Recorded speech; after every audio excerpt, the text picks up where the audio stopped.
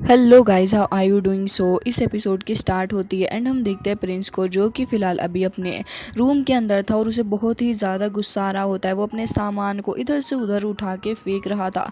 तभी वहाँ पे हम देखते हैं कि उसकी फ्रेंड आ जाती है, जो कि काफ़ी ज़्यादा घबरा गई थी ये सब कुछ देख के कि आखिर प्रिंस क्या कर रहा है। तो फिर वो धीरे धीरे चल के उसके पास भी आ रही होती है एंड फिर प्रिंस के पास आने के बाद कहती है कि क्या हो गया है, आप इतना ज़्यादा एंग्री क्यों हो रहे हैं, क्यों है। इतना ज़्यादा एंग्री होने की कोई भी ज़रूरत नहीं है। और रही बात उस ज़ाओ युआन की, तो मैं आपको बता दूं कि आज बस उसने एक छोटा मोटा सा टेस्ट जीत लिया है। तो आप इतना ज़्यादा परेशान ना हो, क्योंकि ये बस उसका एक लकी चांस था जो कि उसने फॉर्चुनेटली जीत लिया। इसके अलावा वो ये भी कह रही थी कि प्रिंस, आपका कोई भी मैच नहीं है, वो लड़का ज़ाओ युआन, तो प्लीज़ उस बास्टर्ड के बारे में ज़्यादा ना सोचें। तभी यहाँ पे प्रिंस भी कह रहा होता है कि हाँ, तुमने बिल्कुल सही कहा, लेकिन आज उस ज़ाओ मेंशन के अंदर जितने सारे लोग थे वो सभी मेरे ऊपर हंस रहे होंगे एंड वो सारे के सारे, उन सभी के सामने मेरी रेपुटेशन इतनी ज़्यादा गिर जाएगी, मैंने कभी सोचा नहीं था। ये कहते साथ ही वो अपनी फिस्ट को बहुत ही बुरे तरीके से पटकता है टेबल पे एंड कह रहा था कि दिल तो चाह रहा है कि इस युआन को वहीं घर जाके इसके मार कर आ जाऊँ। लेकिन तभी वो लड़की उसे और भी ज़्यादा कंसोल करने की कोशिश कर रही थी और कह रही होती कि प्लीज़ अपने गुस्से को थोड़ा शांत करने की कोशिश करिए, और वैसे भी सिर्फ एक बार उस लड़के ने आपको हरा दिया है, तो आप इसे अपनी ईगो पे क्यों ले रहे हैं। अब ये सुनने के बाद यहाँ पे उसे काफ़ी सारी मोटिवेशन मिल चुकी थी, तो फिर एक गहरी सांस ले रहा था और कह रहा होता है कि हाँ, तुमने बिल्कुल सही कहा, और जो कुछ भी उसने मेरे साथ किया है वो सब कुछ उसे रिपे तो करना ही होगा, क्योंकि मैं उसे मजबूर कर दूंगा। और तभी हम देखते हैं कि यहाँ पे ये सीन कट हो गया था और उसके दूसरे साइड पर हमें एकेडमी का सीन दिखाया जाता है, जहाँ पे कुछ बच्चे बैठ के अपना ब्रेक थ्रू करने की कोशिश कर रहे होते हैं, जहाँ पे अपना प्रिंस युआन भी मौजूद था और वो भी बैठ के अपनी मेरिडियंस को ओपन करने की कोशिश कर रहा होता है। एंड बाहर जितने भी सारे लोग थे वो ये सोच रहे होते हैं कि अभी 1 घंटा और है इस प्रैक्टिस के लिए, इसके बाद फिर इन सारे लोगों को यहाँ से जाना होगा। फिलहाल तो यहाँ पे मास्टर के पास में एक डिसाइबल खड़ा था और वो कह रहा होता है कि आखिर इनको कितना वक्त लग जाएगा। तभी यहाँ पे ये देखने के लिए मिलता है कि हमें वाटरफॉल के अंदर से काफ़ी सारी रोशनी नज़र आ रही थी। तभी सारे लोगों की नज़रें उस रोशनी के ऊपर होती हैं कि आखिर ये रोशनी है किस चीज़ की। तभी हम देखते हैं कि उसके अंदर से मिस सू बाहर निकल के आते हैं। काफ़ी शानदार तरीके से वो उस जगह पे आके खड़ी हो गई थी, तो फिर सारे लोग उसे देख रहे थे, क्योंकि उस जगह पे क्लियरली दिख रहा था कि उसने अपनी 5th पल्स यानी कि अपनी 5th मेरिडियन को भी ओपन कर लिया। तो फिर सारे लोग कह रहे थे कि सू यू वई, आप तो वाकई में काफ़ी ही ज़्यादा सक्सेसफुल रही इसे करने में। तो मास्टर भी कह रहे होते हैं कि वहाँ वाकई में लड़की तुम बहुत ही ज़्यादा टैलेंटेड हो हमारी इस जिया अकेडमी के अंदर। तुम ऐसी पहली लड़की हो जिसने बहुत ही जल्दी अपनी 5 मेरिडियंस को ओपन कर लिया, और वो भी इतने शॉर्ट पीरियड के अंदर। जिसके बाद हम देखते हैं कि अभी फ़िलहाल उस वाटर के अंदर अपना युआन भी बैठा हुआ था। युआन फ़िलहाल यही सोच रहा होता है कि उसे इतनी ज़्यादा प्रॉब्लम क्यों हो रही है अपनी मेरिडियंस को एक बार फिर से ओपन करने के लिए। हालांकि वो अपनी पूरी कोशिश कर रहा था, तो फिर उसके फोरहेड के ऊपर वो फायर एक बार फिर से आने लग पड़ी थी एंड वो अपनी मेरिडियंस के ऊपर पूरा फोकस डालने की कोशिश कर रहा था ताकि उसका ब्रेक थ्रू हो पाए। सारे ही लोग अभी भी खड़े थे एंड कह रहे होते हैं कि लग नहीं रहा कि युआन इतनी जल्दी बाहर निकल के आएंगे, क्योंकि उनका ब्रेक थ्रू होना इतनी जल्दी आसान नहीं है। इसके अलावा मास्टर के पास में जो बच्चा खड़ा था वो कह रहा होता है कि हमें कम से कम एटलीस्ट 4 लोगों को तो मेरिडियंस को ओपन करना ही होगा। जिसके अलावा वो ये भी कह रहा होता है कि प्रिंस युआन को काफ़ी ज़्यादा वक्त लग चुका है, आप यहाँ से चले जाइए। एंड जहाँ तक मुझे लग रहा है कि वो अपनी 4 मेरिडियन ओपन करके ही बाहर आएंगे। तो यहाँ पे सू यू वेई भी आगे खड़ी हो गई थी एंड वो भी यही सोच रही होती है कि हाँ, युआन को वाकई थोड़ा वक्त लगने वाला है। तो फिर मास्टर जिया वहाँ से आगे की तरफ को चले जाते हैं एंड वो एक डिसाइबल आके आके देख रहा था, तो फिर सडनली उसे कुछ नज़र आ रहा था। तो वो कह रहा होता है कि प्रिंस युआन, आप लगे रहिए, हम लोग आपका बाहर इंतज़ार कर रहे हैं। और ये कहते साथ ही वो तुरंत ही वहाँ से निकल जाता है और बाकी सारे डिसाइबल भी। लेकिन कुछ ही देर बाद वहाँ पे सू यू वेई की नज़र पड़ती है कि यहाँ पे तो काफ़ी सारी लाइटनिंग निकल रही है एंड यहाँ पे वो चिल्लाते हुए कहती है कि सभी लोग यहाँ पर आइए, ऐसा लग रहा है कि युआन अपना ब्रेक थ्रू करने वाले हैं। तो फिर सारे ही लोग हैरान होकर देखने लग गए थे एंड सोच रहे होते हैं कि क्या युआन सच में इस बार अपना ब्रेक थ्रू कर लेगा।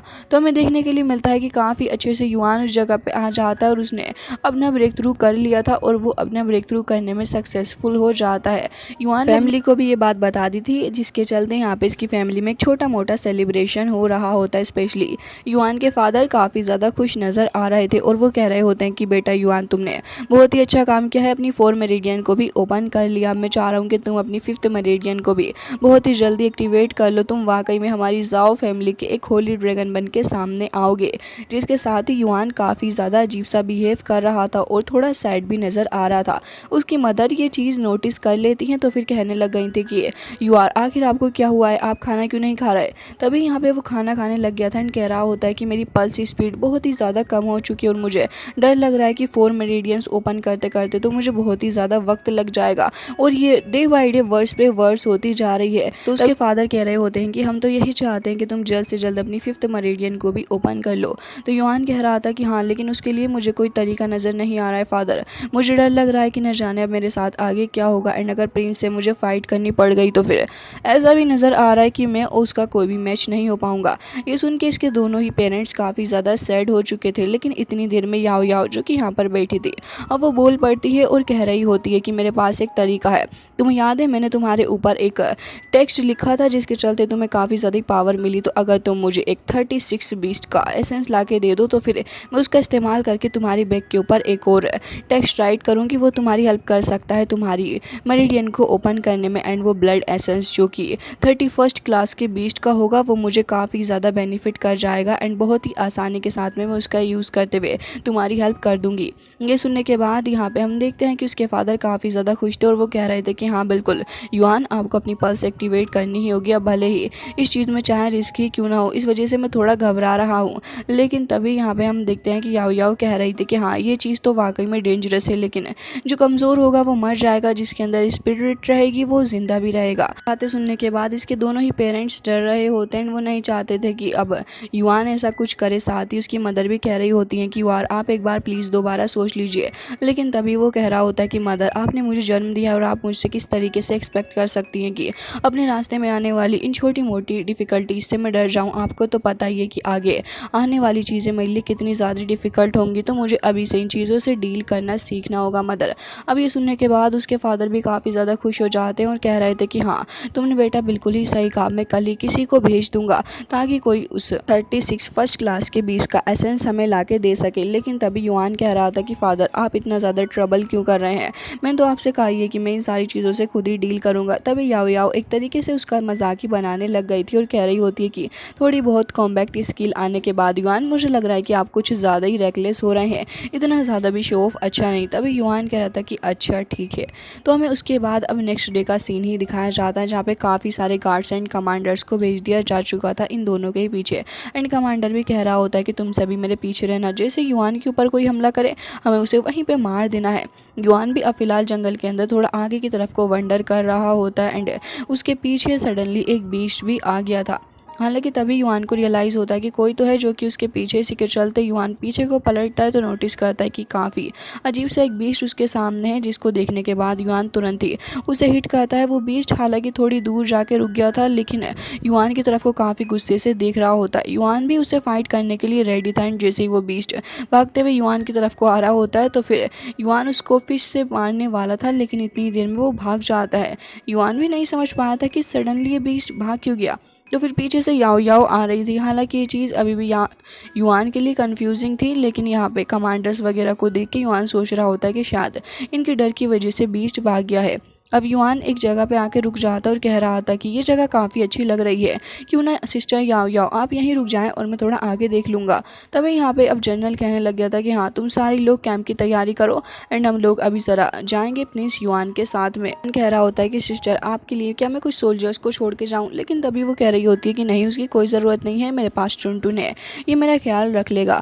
जिसके साथ ही अब हमें सिटी का सीन दिखाया जाता है जहाँ पे कुछ लोग भागते हुए जा रहे थे और उनके पीछे सिटी के सोल्जर्स भी पड़े हुए होते हैं। हालांकि यहाँ पे सिटी के अंदर उन्होंने काफ़ी तमाशा खड़ा कर दिया था एंड सोल्जर्स भी उन्हें पकड़ना चाह रहे थे। दूसरी साइड हमें सीन दिखाया जाता है कि टेबल के ऊपर युआन का नाम लिख के प्रिंस कुछ देख रहा था और वो कह रहा था कि युआन जब तक तुम सिटी में थे मैं तुम्हारा कुछ नहीं बिगाड़ पाया, लेकिन अब जब तुम उस ब्लैक माउंटेन की तरफ जा चुके हो तो फिर तुम्हें मरने से कोई बचा भी नहीं सकता। और ये कहते हुए वो अपने फिस्ट को पटकता है एंड कह रहा होता है कि बस अभी काम जल्द से जल्द होना चाहिए। और उसके बाद हम देखते हैं कि यहाँ पे कमांडर आ गया होता है एंड वो कह रहा था कि जैसा कि आपने उन थीफ को ऑर्डर दिया था कि वो भाग जाएं उस ब्लैक माउंटेन की तरफ, तो वो भाग चुके हैं एंड मैंने अपने गार्ड्स को भी भेज दिया उनको चेस करने के लिए। तो फिर हमारे गार्ड्स भी अब फिलहाल उस ब्लैक माउंटेन की तरफ जाएंगे प्रिंस। जिसके साथ ही यहाँ पे प्रिंस काफ़ी ज़्यादा खुश हो रहा था और कह रहा होता है कि बिल्कुल अब जाओ उस ब्लैक स्पिरिट माउंटेन के पास और जाके उन थीव्स को पकड़ो एंड सबसे कहना कि मैंने तुम्हें ऑर्डर दिया है कि वो थीव्स हमारा कुछ ट्रीजर चुरा के ले गए हैं, तो इसलिए तुम लोग जा रहे हैं उन थीव से हमारा ट्रेजर वापस लेने के लिए। याद रखना जाओ युआन, अब बच के वापस आना नहीं चाहिए, नहीं तो मैं तुम्हारी जान ले लूँगा। इसके अलावा हमें दूसरी साइड दिखाया जाता है कि युआन फिलहाल उसी बीस्ट के साथ में अब फाइट कर रहा था। जैसे ही वो बीस्ट चिल्लाते हुए युआन की तरफ आगे बढ़ता है तो युआन एक फिस्ट का अटैक उसके ऊपर करता है। वो बीस्ट काफ़ी ज़्यादा दूर जाके गिर गया था, तो फिर युआन अपनी काफ़ी स्पीड के साथ में एक बार फिर से उस बीस्ट से फाइट करने लग पड़ा था। लेकिन जैसे जैसे वो बीस्ट फाइट कर रहा था युआन भी काफ़ी अच्छे से उससे डील कर रहा होता है। और जब लास्ट में वो बीस्ट आगे बढ़ के अटैक करने वाला था तो फिर हम देखते हैं कि युआन फाइनली जाके उसके ऊपर अपना ड्रैगन का फिस्ट शैटर्ड अटैक करता है, जिसके चलते अब वो बीस्ट मार जा चुका था एंड तुरंत ही उस जगह पे वो गिर जाता है। लेकिन तभी यहाँ पे जंगल से कोई चीज़ काफ़ी तेज़ी से आगे बढ़ रही थी युआन की तरफ। युआन एकदम ही अलर्ट हो गया था, जैसे ही देखता है तो फिर उसे देखने के लिए मिलता है कि यहाँ पे काफ़ी बड़ा सा पाइथन मौजूद है। युआन अब उसके साथ भी फाइट करने लग गया था। कुछ ही अटैक्स के बाद युआन अपनी सोर्ड का इस्तेमाल करते हुए उस पाइथन को मार देता है एंड हम देखते हैं कि यहाँ पे कमांडर लू भी फिलहाल बाहर खड़ा हुआ था और वो निगरानी कर रहा होता है कि कहीं कोई इस जगह पे ना आ जाए। लेकिन इसी के साथ हम दूसरे कमांडर को भी देखते हैं जहाँ पे वो अपने आदमियों से कह रहा था कि बस अब आगे जाओ एंड जैसे प्रिंस युआन मिले उसे मार देना। तो वो सारे के सारे अब आगे की तरफ जा रहे होते हैं। फिलहाल तो हम देखते हैं कि इस जगह पे अब मिस याओ याओ बैठी हुई थी और वो वाटर के अंदर काफ़ी इंजॉय कर रही होती है। तो फिर युआन भी आ चुका था उस बीस्ट को अपने शोल्डर के ऊपर कैरी करके लेके आ रहा होता है। तुरंत ही ला के बटक देता है। तो याओ याओ कह रही थी कि ठीक है तुमने अच्छा काम किया, हमारे पास ज़्यादा वक्त नहीं है, इसके एसेंस को रख लो। तभी वो तुरंत ही उसको एक बोतल भी दे देती है एंड कह रही थी कि जाओ जाके दूसरी स्पिरिट को भी कैच करके लेकर आओ। कुछ ही देर बाद वो उसके एसेंस को निकाल लेता है एंड याओ याओ को दे के कह रहा था कि ठीक है मैं दूसरे बीस्ट को पकड़ के लेके आता हूँ।